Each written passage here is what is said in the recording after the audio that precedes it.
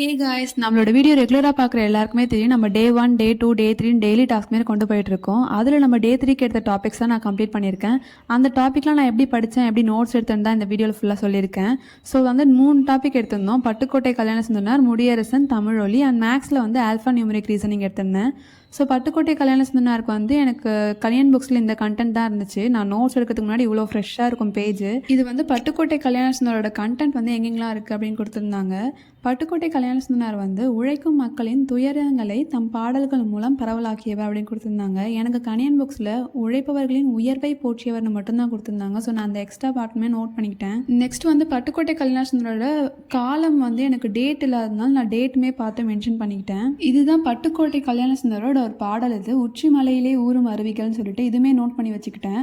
இந்த மாதிரி நம்ம தமிழ் சான்றுகள் டாபிக் படிக்கும்போது முக்கியமானது என்னென்னா ஒரு லைனும் வந்து மனப்பாடம் பண்ணணும். ஏன்னா அந்த லைன்ஸ் கொடுத்துட்டு தான் மோஸ்ட்லி கொஷின் கேட்குறாங்க.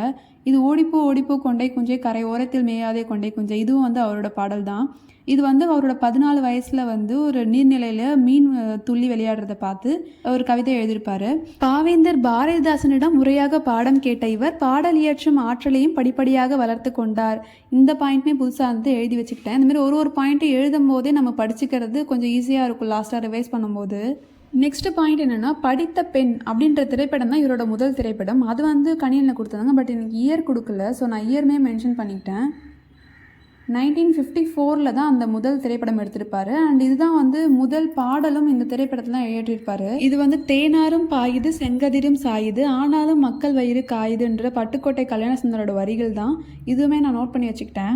இப்படி தான் நான் ஸ்டார்டிங்கில் ஃப்ரெஷ்ஷாக காட்டினது. லாஸ்ட்டாக பார்க்கும்போது கச்சகசான்னு இருக்கும். எல்லா பாயிண்ட்ஸுமே எழுதி வச்சுப்பேன். கணியன் புக்ஸில் வந்து நீ மீண்டும் தோன்றிய பாரதியடா அப்படின்னு சொல்லிட்டு ஜீவானந்தம் சொல்லியிருப்பார் மட்டும்தான் கொடுத்துருந்தாங்க. எனக்கு இது பார்க்கும்போது புரியவே இல்லை. அப்புறம் இங்கே கொடுத்துருந்தாங்க தேனாறு பாயுது. இந்த லைன்ஸ் எல்லாம் படிச்சுட்டு தான் அவர் வந்து தோழர் ஜீவானந்தம் வந்து நீ மீண்டும் தோன்றிய பாரதியடான்னு சொல்லியிருப்பாரு. நெக்ஸ்ட் வந்து இதுவுமே ஒரு ஸ்கூல் புக்கில் இருக்கிற கவிதை தான் இது ஜெயகாந்தன் வந்து பட்டுக்கோட்டை கல்யாண சுந்தரனாரை பற்றி எழுதின ஒரு கவிதை.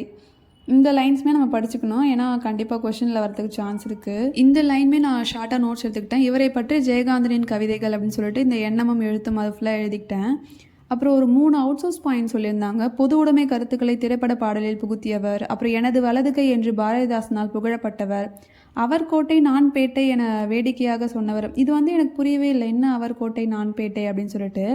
இவர் வந்து பட்டுக்கோட்டையில் பிறந்தவர். நான் உடுமலை நாராயண கவி வந்து உடுமலைப்பேட்டையில் பிறந்தவர். அதுதான் வந்து அவர் கோட்டை நான் பேட்டைன்னு சொல்லியிருப்பாரு. இன்னொரு பாயிண்ட்டுமே வந்து சொல்லியிருந்தாங்க, நாட்டுப்புற பாடல் மெட்டில் வந்து நாட்டம் கொண்டவர். அதுவுமே எழுதிட்டேன் நான். அடுத்து இவரோட முதல் பாடல் என்னதுன்னா, நல்லதை சொன்னால் நாத்திகனா அப்படின்றது தான் இவரோட முதல் பாடல். இதையுமே நான் நோட் பண்ணிக்கிட்டேன். இந்த மாதிரி முதல் பாடல், முதல் நூல் இதெல்லாமே ரொம்ப முக்கியம். அப்புறம் சினிமாவில் இருந்தது வந்து எத்தனை ஆண்டு அப்படின்னு பார்த்தா மொத்தம் வந்து 9 ஆண்டு. அதேமாரி மொத்தமாக இவரோட திரைப்பட பாடல்கள் மட்டுமே 56. அதேமாதிரி சினிமா துறையில் வந்து எந்த ஆண்டுலேருந்து எந்த ஆண்டில் இருந்திருப்பாருன்னா 1951லேருந்து 59 வரைக்கும் கரெக்டாக 9 வருஷம் இருந்திருப்பார். இவரோட பாடல்கள் வந்து நிறையவே புதுசாக இந்த அவுட் சோர்ஸ் புக்கில் வந்து மென்ஷன் பண்ணியிருந்தாங்க. ஒரு சிலது மட்டும்தான் எனக்கு கணியன் புக்ஸில் இருந்ததுனால நான் மீதி எல்லாமே நோட் பண்ணிக்கிட்டேன். முடிஞ்ச வரைக்கும் அந்த டாபிக் பக்கத்துலேயே நோட்ஸ் எடுத்து முடிச்சிடலான்னு பார்த்தேன். பட் இவரோட பாடல்கள் கவிதைகள் வந்து நிறைய இருந்துகிட்டே இருந்ததுனால தனியாகவே நோட்ஸ் எடுத்துக்கிட்டேன் நான். அதேமாதிரி மக்கள் கவிஞர், பொது உடைமை கவிஞர், பாமர மக்களின் கவிஞர் 3 கொடுத்துருந்தாங்க. எனக்கு புக்கில் வந்து மக்கள் கவிஞர் மட்டும்தான் இருந்தது. மற்றும்னு போட்டுட்டு மீதி எல்லாத்தையுமே எழுதிக்கிட்டேன். இவரை பற்றி ப்ரீவியஸ் கொஸ்டின் என்னன்னு பார்த்தா, அந்த உச்சி மலையிலேன்னு பார்த்தோம்ல, அது வந்து பட்டுக்கோட்டை கல்யாண சுந்தரனார் இது கேட்டிருந்தாங்க. இதுதான் நான் ஃபைனலாக நோட்ஸ் எடுத்ததுக்கு அப்புறம் இப்படி இருக்குது. நெக்ஸ்ட் வந்து தமிழொலிக்கு எனக்கு கண்டென்ட் வந்து இவ்வளோதான் இருந்தது. இந்த பட்ட மரம் அப்படின்றது நம்ம ஸ்கூல் புக்கில் இருக்குது. பாட்டு நிறைய ஃபுல்லாக இருக்கும். இந்த ஒரு லைன் விடாமல் எல்லாமே படிச்சுக்கணும். மோஸ்ட்லி லைன்ஸ் கொடுத்து கேட்குறதுனால. அண்ட் இவரோட இயற்பெயருமே சொல்லியிருந்தாங்க, விஜயரங்கன் அப்படின்னு சொல்லிட்டு. அதுவுமே நோட் பண்ணிக்கிட்டேன். இந்த மாதிரி ஒரு பாயிண்ட்டாக எழுதி தமிழொலிக்கு நோட்ஸ் முடிச்சுட்டேன். இது வந்து முடியரசனோட பாடல் ஒன்று. இது வந்து எல்லாமே ஓல்டு புக்கில் இருக்குது. இது ஃபுல்லாகவே எனக்கு முடியரசனுக்கு கணியன் புக்ஸில் கொடுத்த கண்டென்ட்டு. முடியரசனோட பாடல்கள் வந்து நிறையா இருக்குது. நான் ஒரு லைன் விடாமல் படிக்கணும். இந்த யார் கவிஞன்றதெல்லாம் ரொம்ப முக்கியம். எல்லாமே ப்ரீவியஸில் கேட்டிருந்தாங்க. நெக்ஸ்ட் வந்து முடியரசன் பாரதிதாசன் பரம்பரை தலைமுறை கவிஞர்களுள் மூத்தவர்னு இருந்த ஒரு பாயிண்ட் இருந்தது. அதுவுமே நான் எழுதி வச்சுக்கிட்டேன். இவரோட பாடல் நியூ புக்லையுமே ஒன்று இருந்தது. 6th ஸ்டாண்டர்ட் செகண்ட் டேர்மில் நானிலம் படைத்தவன்றது தான் அந்த பாடல். இது முடியரசனோடது தான். இது ஃபுல்லாகவே படிச்சுக்கணும். ஸோ தமிழ் முடிச்சுட்டு நான் ஆல்ஃபா நியூமரிக் ரீசனிங் அது ஸ்டார்ட் பண்ணிட்டேன். இதில் வந்து எக்ஸைஸ் சம்ஸ் ஒரு 6 கொடுத்துருந்தாங்க. அண்ட் ப்ராக்டிஸ்க்கு ஒரு 50 சம்ஸ் கொடுத்துருந்தாங்க. நேற்று வந்து நம்ம நம்பர் சீரீஸில் டைப் 1 பார்த்துருந்தோம். கேஸ் 2ன்னு சொல்லிட்டு ஃபைண்ட் த ராங் டேர்ம்னு இது ஒரு டைப்பு. இதுலேயுமே ஒரு 10 சம் ப்ராக்டிஸ் பண்ணிவிட்டு அதுக்கப்புறம் இந்த ஆல்ஃபா நியூமரிக் நான் ஸ்டார்ட் பண்ணேன். அதில் ஃபுல்லாக எக்ஸைஸ் சம்ஸ் எல்லாமே போட்டு பார்த்துட்டு நெக்ஸ்ட்டு ப்ராக்டிஸ் ஃபுல்லாமே எனக்கு புரிகிற மாதிரி என்னென்ன கண்டுபிடிச்சோம் என்னன்றது அதை மட்டும் ஷார்ட்டாக எழுதிக்கிட்டேன். ஸோ சக்ஸஸ்ஃபுல்லி நம்ம 3rd டேயோட எல்லா கண்டென்ட்டுமே படித்தாச்சு. அண்டு பட்டுக்கோட்டை கல்யாணசுந்தரம் முடியரசன் தமிழ் எல்லாம் முடித்ததுனால இன்றைக்கி வந்து வேலுநாச்சியாரும் தாராபாரதியும் வந்து மண்டே பிளானுக்கு நான் எடுத்திருக்கேன். வேலுநாச்சியார் கொஞ்சம் பெரிய கண்டென்ட்னால 2 டாபிக் எடுத்திருக்கேன். அண்ட் இதில் வந்து மேக்ஸில் வந்து விஷுவல் ரீசனிங்கும் எடுத்திருக்கேன்.